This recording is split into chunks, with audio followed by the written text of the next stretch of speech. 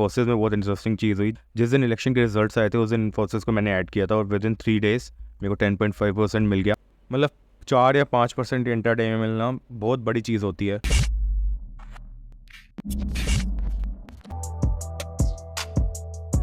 Hi guys, welcome back to another learning video. So आज की जो वीडियो है ये आरएसआई से रिलेटेड है। मैंने आरएसआई पे स्विंग ट्रेडिंग पे ऑलरेडी काफ़ी वीडियोस आपके लिए बनाई हुई हैं और ये जो वीडियो है ये इसमें हम आरएसआई को इंटरडे पे कैसे ट्रेड करते हैं उसके बारे में सीखेंगे। बिकॉज उन वीडियोस पे काफ़ी अच्छा रिस्पॉन्स आया था तो मुझे लगा मैं इंटरडे से रिलेटेड भी एक सेटअप आपको बता दूँ। मैंने वीडियो शूट करने से पहले कुछ स्टॉक्स को स्क्रीन किया था जो आरएसआई में 60 से ऊपर ट्रेड कर रहे हैं, तो उनमें से एक है PFC। अभी इसकी भी एनालिसिस करेंगे। अगर इसमें आप आरएसआई को 60 से ऊपर भी हटा दोगे तो भी आप देखोगे यहाँ पे एक रेजिस्टेंस था। यहाँ पे मार्केट रेजिस्ट कर रही थी। एक बार यहाँ पे मार्केट आई, नीचे शार्प फॉल आ गया, देन ऊपर अब गई, फिर यहाँ पे शार्प फॉल आ गया, अब यहाँ पे गई है। तो यहाँ पर क्या हो रहा है आप देखोगे, इसने अपने जो इसका एक रेजिस्टेंस था इसको इसने क्रॉस कर दिया है। और ये वाला जो इस टाइम ब्रेकआउट हुआ है ये वाला स्ट्रॉन्ग ब्रेकआउट लग रहा है। अब इसका मैं आपको एक रीज़न बताता हूँ, उसके बाद आरएसआई के सेटअप को कंटिन्यू करेंगे। बिकॉज मेरे को लग रहा है ये एक इंपॉर्टेंट चीज़ है तो मैं इसको एक्सप्लेन कर देता हूँ। यहाँ पे आप देखो मार्केट फर्स्ट टाइम ऊपर गई, यहाँ पे एक आपको सेलिंग मिल गई, फिर सेकंड टाइम यहाँ पर ऊपर गई, फिर यहाँ पे गैप डाउन ओपन हो गया और मार्केट में जो बायर्स थे जिनको ऑलरेडी प्रॉफिट हो रहा था उन्होंने यहाँ पे अपनी पोजीशन को काटना शुरू कर दिया और सपोर्ट के नियर से मार्केट ने दोबारा रिवर्सल लिया है। यहाँ पे यूनिक चीज़ क्या हो रही है, जब ये अपने रेजिस्टेंस के आसपास जा रही है मार्केट कंटिन्यूसली ऊपर गई, यहाँ पर क्या हुआ, यहाँ पे गैप डाउन ओपन हुआ, यहाँ पे बायर्स ऑलरेडी प्रॉफिट में थे तो उन्होंने अपना यहाँ पे पोजीशन को काटना स्टार्ट कर दिया। अब अगेन क्या हुआ, यहाँ पर भी सेम ऐसे हुआ, बायर्स प्रॉफिट में थे, यहाँ पे भी सेलिंग आ गई। बट इस बार क्या हो रहा है आप देखो, यहाँ पे मार्केट ऊपर गई, देन कंसोलिडेट हुई, अब उसके बाद यहाँ पे इसने ब्रेकआउट दिया है, मतलब रेंज ब्रेकआउट दिया है। तो चांसेस हैं यहाँ पर जो बायर्स ने पोजीशन को ऐड किया होगा वो अभी पोजीशन को होल्ड करेंगे और हो सकता है यहाँ पे अच्छा खासा टारगेट मिल जाए। तो इसको हम आरएसआई के अलावा भी देख सकते हैं, तो ये अच्छी चीज़ मुझे लगी तो मैंने आपको बता दिया। अब आरएसआई पे चलते हैं। आरएसआई के ऊपर मैंने जैसे आपको बताया मैंने ऑलरेडी 2-3 वीडियोस बनाई हुई हैं। अगर आपको आरएसआई का बेसिक आइडिया लेना है तो आई वुड सजेस्ट कि आप उन वीडियोस को देख लो, उससे आपको अच्छा आइडिया मिल जाएगा। बिकॉज इसमें मैं इंटरडे पे ही फोकस करूँगा, बिल्कुल छोटा सा बेसिक बताऊँगा जो इस वीडियो के लिए रिक्वायरमेंट है, वरना वीडियो काफ़ी बड़ी हो जाएगी। तो आप उस वीडियो को देख लेना इस वीडियो को स्टार्ट करने से पहले। आप इस सेटअप का बेसिक रूल क्या है वो मैं आपको बताता हूँ और इससे आगे मैं कुछ गोल्डन रूल बताऊँगा जिससे सेटअप बहुत ज़्यादा अच्छा हो जाएगा, जैसे मैं हमेशा बताता हूँ। सो ये वीडियो तो मैंने बहुत पहले रिकॉर्ड कर दी थी, जस्ट मैंने काफ़ी टाइम से पोजीशन शेयर नहीं करी तो मैंने सोचा आपके साथ पोजीशन शेयर कर दूं।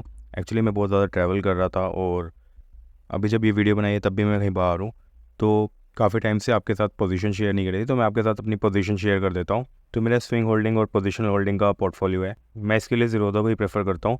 तो मैंने डाबर में अपनी पोजीशन को एग्जिट कर दिया था जिसमें 10.3% के अराउंड बने थे। हिंदुस्तान यूनिलीवर मैंने आपको अपडेट किया था कि मैंने ऐड किया है, उसको भी मैंने 10.1% के अराउंड एग्जिट कर दिया। इन्फोसिस में बहुत इंटरेस्टिंग चीज़ हुई, जिस दिन इलेक्शन के रिजल्ट्स आए थे उस दिन इन्फोसिस को मैंने ऐड किया था और विद इन 3 डेज़ मेरे को 10.5% मिल गया। वो सेम कोटक बैंक में मैंने एग्जिट कर दिया 10.6% पे।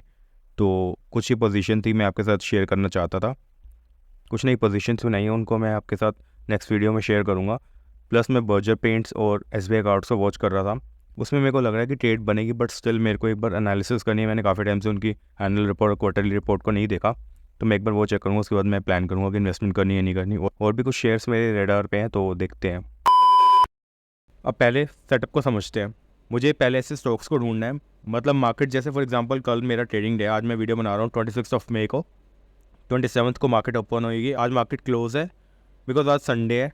तो 27 का जो ट्रेडिंग प्लान होगा वो मैं कैसे करूँगा, 26 या 25 जब भी आपको टाइम मिले, मतलब अगर आप नेक्स्ट डे ट्रेड करने का प्लान कर रहे हो, मार्केट जब क्लोज हो जाती है उसके बाद आपको ऐसे स्टॉक्स को ढूंढना है जो 60 से ऊपर ट्रेड कर रहे हैं। ये आप कैसे ढूंढ सकते हो, या मैनुअली भी ढूंढ सकते हो, स्क्रीनर से भी ढूंढ सकते हो। मैं मैनुअली ढूंढना ज़्यादा पसंद करता हूँ बिकॉज उससे क्या होता है मार्केट का आइडिया हो जाता है कौन सा सेक्टर क्या परफॉर्म कर रहा है और मार्केट में क्या चल रहा है। इट डिपेंड्स ऑन यू कि आप क्या चूज़ करते हो। मैंने कुछ स्टॉक्स को स्क्रीन किया था वीडियो को शूट करने से पहले। फर्स्ट स्टॉक है PFC, आप देखोगे ये 60 से ऊपर चल रहा है इसका RSI। इसने 60 से ऊपर कब क्रॉस किया उस डेट पे चलते हैं, मैं इसको थोड़ा सा जूम कर लेता हूँ। इसे 16 मई को RSI को 60 से ऊपर क्रॉस किया है। अब मैं क्या करूँगा, PFC का एक और चार्ट ओपन कर लूँगा और इसका आपको पता है सबसे पहले कि इंटरडे 5 मिनट्स के चार्ट, 10 मिनट, 15 मिनट और 30 मिनट्स के चार्ट जिस पे भी आप करना चाहो उस पर कर सकते हो। अब जितना छोटा चार्ट होगा उतनी ज़्यादा नॉइज़ होगी चार्ट में, बिकॉज आपको समझ नहीं आएगा। तो मैं आपको सजेस्ट करूँगा कि आप 10 मिनट्स पे एटलीस्ट ट्रेड करो। फॉर द टाइमिंग मैं 10 मिनट का चार्ट लगा लेता हूँ, आप चाहो तो 15 मिनट का भी लगा सकते हो। अब मेरे को पता लग गया 16 मई को RSI 60 से ऊपर गया था, जो हमने डेली टाइम फ्रेम में देखा। अब सेम मैं क्या करूँगा, 10 मिनट के चार्ट में जाऊँगा। 16 को मुझे देखना है RSI कब निकला है इसके ऊपर, 60 के ऊपर। तो आप देखो 60 के ऊपर इधर निकला है, यहाँ पर इस कैंडल पे। तो ये इंट्राडे है तो मैं आपको नहीं बोलूँगा, जिस कैंडल पे आप एंट्री ले रहे हो उससे नीचे वाली कैंडल पे आप स्टॉप लॉस लगाओ, उससे बिकॉज उससे क्या होगा, स्टॉप लॉस बड़ा हो जाएगा। इस केस में हम क्या करेंगे, जिस कैंडल में एंट्री ले रहा हूँ उससे 2 या 3 रुपये नीचे मैं स्टॉप लॉस लगा लूँगा और ट्रेड में बना रहूँगा जब तक मेरा स्टॉप लॉस हिट नहीं हो जाता या 1:2 या 1:3 मिनिमम नहीं मिलता। इसमें ऐसा पता क्या होगा, जब 60 के ऊपर छोटे टाइम फ्रेम में मतलब इंटरडे में चार्ट में निकलेगा ना, तो आपको एकदम 2 या 3 कैंडल में बूम मिलेगा और प्रॉफिट, मोस्टली ट्रेड्स आपकी प्रॉफिटेबल होंगी, लेकिन स्टॉप लॉस भी आएगा। तो क्वांटिटी को हम मैनेज करके ही चलेंगे। अब देखते हैं इसमें क्या हुआ है। मैंने यहाँ पे एंट्री ली, मैं मान लेता हूँ इस कैंडल के हाई पे मैंने एंट्री ली है 446 के अराउंड, ठीक है। हाई है 446 और लो है इसका 439, मतलब 7 रुपीज़ का मेरा हो गया स्टॉप लॉस। 8 रुपीज़ का मान लेते हैं, 1 रुपये उसके नीचे लगा लिया, 2% का स्टॉप लॉस। तो मेरे को कम से कम 1:2 या 1:3 एम करना है मार्केट से, एटलीस्ट 1:2 लेना है। अब मेरा 1:2 कब होगा, जब मैं मार्केट को 8 रुपीज़ दे रहा हूँ तो मुझे 16 रुपीज़ मिलने चाहिए, ठीक है। मेरी एंट्री है यहाँ पर 447 पे, 446 पे। अब आप देखो 454 का हाई है 16 को, ठीक है, और मेरा स्टॉप लॉस था क्लोज टू 8 रुपीज़ और मेरी एंट्री हुई इस कैंडल के आसपास। इस केस में क्या हुआ, हमें 1:2 तो नहीं मिला, बट अगर आप देखो यहाँ पे 18th के बाद भी ये ट्रेड आपकी बनी हुई, अगर आप BTST में ले गए जाते तो और अच्छा प्रॉफिट होता। बट मैं यहाँ पे नहीं मानूंगा, यहाँ पे मैं मानूंगा 1:1 मिला और हमने एग्जिट कर दी, बिकॉज 1:2 हमें इस दिन नहीं मिल पाया। जो मैंने आपको स्विंग ट्रेडिंग में बताया था उसमें क्या था, 60 से ऊपर निकलता तो वहाँ पे स्विंग ट्रेड बनती है। अब अगर कोई स्विंग ट्रेड बन रही है लॉन्गर टाइम फ्रेम में, अगर चार्ट मूव करे तो इट इज़ ऑब्वियस वो शॉर्ट टाइम में भी मूव करेगा। तो हमें बस ऐसे मूव्स को ढूंढना है। अब नेक्स्ट भी आप इसमें री एंट्री ले सकते हो, जब भी 60 से ऊपर जाएगा आप उसमें दोबारा एंट्री ले सकते हो। यहाँ 60 से ऊपर गया, बस आपको मेक श्योर करना है डेली टाइम फ्रेम में भी 60 से ऊपर हो। यहाँ पे गया, ठीक है, यहाँ पे एक आपका स्टॉप लॉस चला गया। आगे आपको बताऊंगा इस स्टॉप लॉस अवॉइड कैसे करने हैं। तो मानते हैं हमारा यहाँ पे स्टॉप लॉस चला गया, उसके बाद ये 60 से ऊपर कब गया, यहाँ पे गया। फिर यहाँ पे आपको इसने कितना अच्छा ट्रेंड दिया आप देख सकते हो। फिर यहाँ पे आप देखो एक स्टॉप लॉस गया, उसके बाद आपको क्या ट्रेंड मिला है, मतलब 4 या 5% इंट्राडे में मिलना बहुत बड़ी चीज़ होती है। स्टॉप लॉस में वही आपको बताना, इधर जाएंगे बिल्कुल जाएंगे, लेकिन स्टॉप लॉस छोटे होंगे, टारगेट बड़े होंगे, हमें वही एम करना है। हमें मार्केट को देना कम है और लेना ज़्यादा है। आगे टिप्स बताऊंगा कि स्टॉप लॉस कैसे अवॉइड हो जाएंगे, ठीक है। BEL का चार्ट है। अब BEL कब गया 60 से ऊपर, 15 या 16 मई को गया, सॉरी। तो 16 मई को हम जाते हैं, या आपको 60 से ऊपर कहाँ गया है, यहाँ पे गया इस कैंडल पे। यहाँ पे एक मेरा इमीडिएटली स्टॉप लॉस चला गया, ठीक है, कोई बात नहीं, एक स्टॉप लॉस हुआ। अब सेकंड एंट्री देखते हैं। सेकंड एंट्री मेरे को यहाँ पे मिली 245 हो रहे थे जब एंट्री मिली है। अगर मैं यहाँ पे एंट्री लेता हूँ, मेरा हाई है 236 और लो है 234.40, मतलब 2 रुपये के आसपास का स्टॉप लॉस है। 4 रुपये मार्केट से मिलने चाहिए। 3 बजे के आसपास मार्केट RSI में 60 से ऊपर जा रही है ना छोटे टाइम फ्रेम, तो उसका चांसेस है कि वो BTST में वो ट्रेड अच्छी होगी। अब देखो यहाँ पे क्या हुआ है, यहाँ गई, यहाँ 2 रुपये का स्टॉप लॉस था, वो 325 तक कितना गया है, 240। तो यहाँ पे मेरे को अच्छा खासा टारगेट मिल गया है। नेक्स्ट चार्ट मैंने ओपन कर लिया मदरसन का। अब ये देखते हैं 60 से ऊपर कब गया है। ये 17 मई के आसपास 60 से ऊपर गया है, ठीक है। अब 17 मई को देखते हैं RSI ने 60 के ऊपर कब गया, यहाँ पे गया, ओके, यहाँ पे हमारा गया है। यहाँ पे मेरा स्टॉप लॉस है, लो है 127.55 का और हाई है 129.25 का, समवेयर अराउंड 1.5 रुपये का। मैं इसको 2 रुपये का स्टॉप लॉस मान लेता हूँ, मतलब मुझे 4 रुपये मार्केट से मिनिमम लेने हैं। यहाँ ये 130 चला गया, यहाँ मुझे 3 रुपये मिल गए।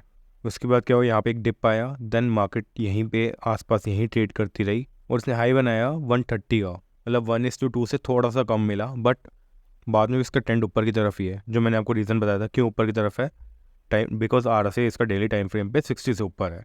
यही रीज़न है कि ये शो अपने शॉर्ट टाइम फ्रेम में भी अच्छा वर्क कर रहा है। ये काम करता हूँ, 1-2 स्टॉक आउट बताता हूँ, उसके बाद आपको टिप्स दूंगा मैं, ठीक है। RSI इसमें 60 से ऊपर गया है फ्राइडे को ही 24 मई को, मतलब ये एकदम परफेक्ट स्टॉक है। अब यहाँ जाते हैं, 24 को गया, देखो 60 से ऊपर मेरी एंट्री हुई इस कैंडल पर, ठीक है। और इसका हाई और लो को आप मार्क कर लेना, आप देख लेना कितने रुपए का डिफरेंस है। बस आपको स्टॉक्स को ढूंढना आना चाहिए। मैंने आपको बोला जब आपकी शॉर्ट टाइम फ्रेम में 60 से ऊपर RSI क्रॉस करेगा तो 2-3 कैंडल में बहुत अच्छा मोमेंटम मिलेगा। जैसे आप देखो यहाँ पे मिला, यहाँ पे तो काफ़ी बड़ा मोमेंटम मिला, यहाँ पे भी 2 कैंडल में कितना अच्छा मोमेंटम मिला। देखो यहाँ 60 से ऊपर है, यहाँ पे 60 से ऊपर है, यहाँ पे मोमेंटम को देखो, यहाँ 60 से ऊपर है, यहाँ मोमेंटम को देखो। अब आपको गोल्डन रूल बताता हूँ। फॉर एग्जांपल, जैसे मैंने आपको बताया था कुछ इंस्टेंसेस पे आप स्टॉप लॉस को अवॉइड कर सकते हो, ठीक है, वो अब मैं बताता हूँ। जैसे अब यहाँ देखो, यहाँ पे ये एक पॉइंट है, यहाँ पे RSI 60 से ऊपर गया, ठीक है। जब फर्स्ट टाइम 60 से ऊपर गया, यहाँ पे मार्केट में एक सेलिंग आ गई। अब जब अगर यहाँ पे भी ये 60 से ऊपर जा रहा होता ना, तो इस पॉइंट के आसपास का ही मैं प्रॉफिट रखता, इससे ऊपर मैं प्रॉफिट नहीं ले सकता था, बिकॉज यहाँ से एक शार्प सेलिंग आई है और हो सकता है मार्केट अगेन यहाँ से रिवर्स हो जाए। तो सेकंड टाइम में आप देखोगे मार्केट यहाँ से रिवर्स हो गई। अब थर्ड टाइम में मैं यहाँ पे एंट्री ले सकता हूँ, बिकॉज होता गया है अगर मार्केट 2 बार एक पॉइंट से वापस आ गई तो थर्ड टाइम में होता है कि वहाँ पे मार्केट उस पॉइंट को ब्रेक कर देगी, बट ऐसा ज़रूरी नहीं होता। तो आप क्वांटिटी को उस हिसाब से मैनेज कर सकते हो। तो यहाँ पे मैं इसके ऊपर का भी टारगेट एम कर सकता हूँ। तो वही हुआ, यहाँ पे आपको एक अच्छा खासा ट्रेंड मिल गया, ठीक है। और सेकंड चीज़, एक तो आपको सपोर्ट एंड रेजिस्टेंस को ज़रूर देखना है जब भी आप ट्रेड ले रहे हो। अगर आपको आइडिया नहीं लग पाता सपोर्ट और रेजिस्टेंस का, तो आप क्या कर सकते हो, पिवट पॉइंट को यूज़ कर सकते हो। पिवट पॉइंट का आइडिया नहीं तो उसके लिए भी मैंने वीडियो बनाई है, आप वो देख सकते हो। उससे क्या होगा, जो अगर आपकी फॉर एग्जांपल ऐसा होगा मल्टीपल टाइम होगा कि RSI 60 से ऊपर जा रहा है, उसके जस्ट 2 या 3 रुपये ऊपर क्या होगा, वहाँ पे उसका रेजिस्टेंस आ रहा होगा और वहाँ पे हो सकता है कि मार्केट रिवर्स हो जाए। तो ऐसे पॉइंट को हमें ध्यान में रखना है ताकि हमारा स्टॉप लॉस हिट ना हो। और सेकंड चीज़, जब आप स्टॉक्स को स्क्रीन करोगे तो आपको ट्राई करना है 55 to 60 वाले स्टॉक्स को स्क्रीन करना है। उससे क्या होगा, वो बस RSI 60 के आसपास आने ही वाले होंगे और आपको पता लग जाएगा। अगर आपने 60 से ऊपर वाले स्क्रीन करने चालू कर दिए तो हो सकता है वो पहले भी काफ़ी टाइम से 60 से ऊपर ट्रेड कर रहे हो, तो वहाँ पे फ्रेश ट्रेड ना मिले। तो हम इसी टाइप से स्टॉक्स को ढूंढेंगे जो भी 55 to 60 के बीच में ट्रेड कर रहे हैं।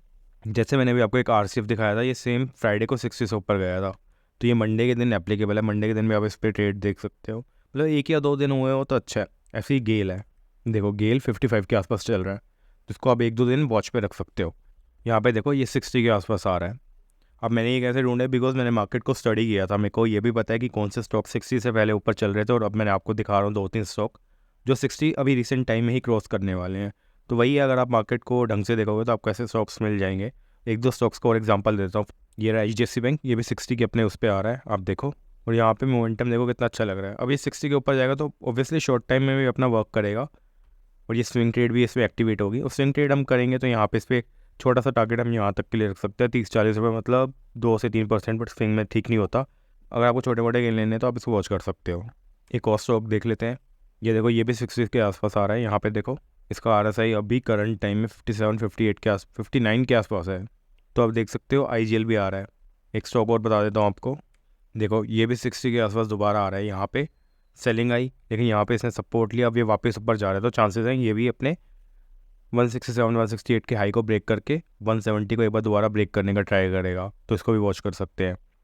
अगर आप मैनुअली स्क्रीन कर सकते हो स्टॉक, उसमें कंफर्टेबल हो, आप थोड़ा टाइम दे सकते हो, तो वो वे ज़्यादा अच्छा है। बट अगर आप मैनुअली स्क्रीन नहीं कर सकते, आपके पास टाइम नहीं है बिकॉज ऑफ योर जॉब और समथिंग एल्स, तो आप क्या कर सकते हो, आप मेरी वीडियो के नीचे अपनी email ID कमेंट कर सकते हो और वीडियो को लाइक कर सकते हो। उसके बाद मैं आपको स्क्रीनर मेल कर दूंगा। तो इस वीडियो को इतना ही रखते हैं। Thanks a lot guys for watching this video, and if you like this video you can hit the like button and you can subscribe to my channel, and मिलते हैं एक न्यू लर्निंग वीडियो में।